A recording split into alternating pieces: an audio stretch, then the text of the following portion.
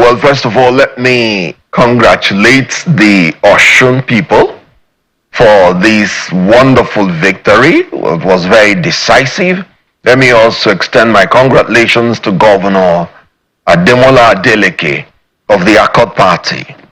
You know, the Osun people refused to succumb to the blackmail of intimidation, of manipulation, of political banditry, political hegemony that the Aso Rock landlord wanted to foist on them.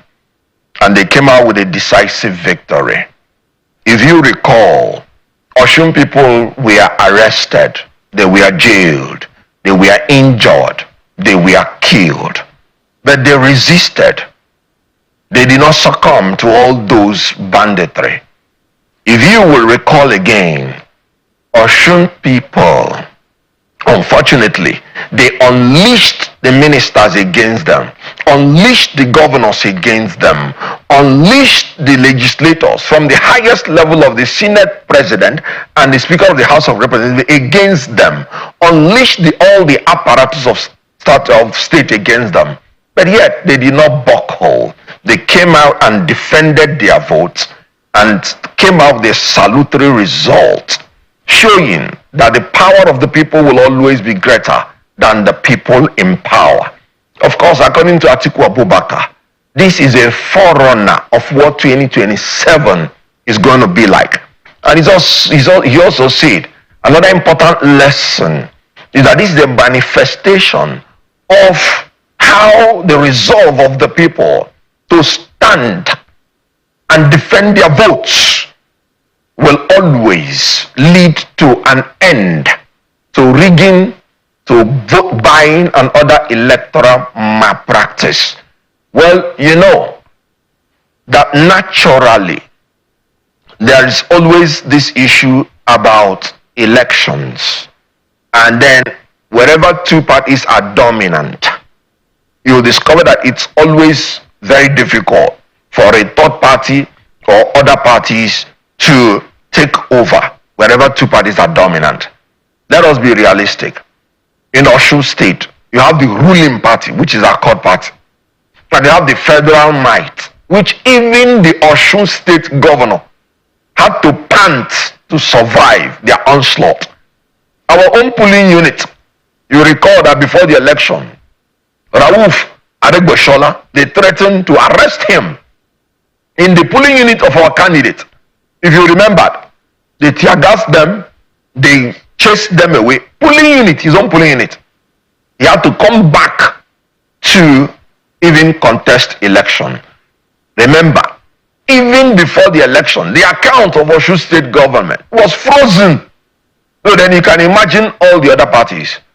So please, that is the forerunner of 2027, and all the opposition parties, you know, will work together for 2027 and deliver Atiku Abubakar as the next president of the Federal Republic of Nigeria. Wow.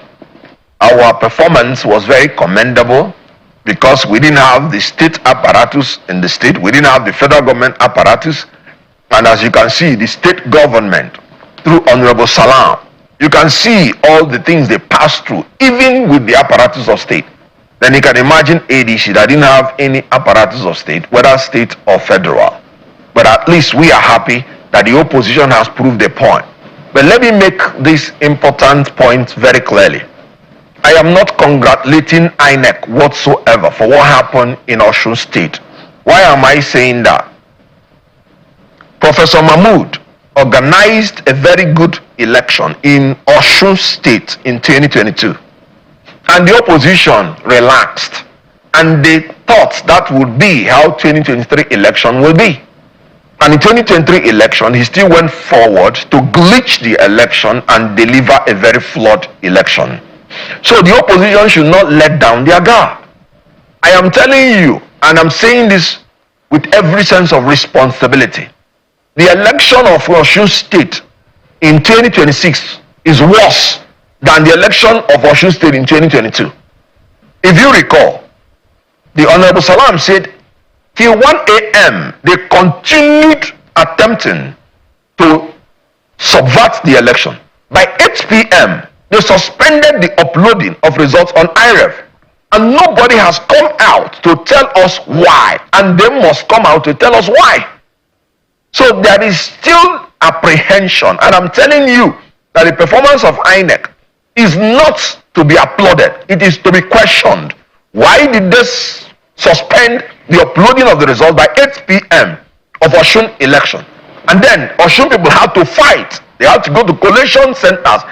Do you know to the build up of the Osun election, more than 50 persons were killed.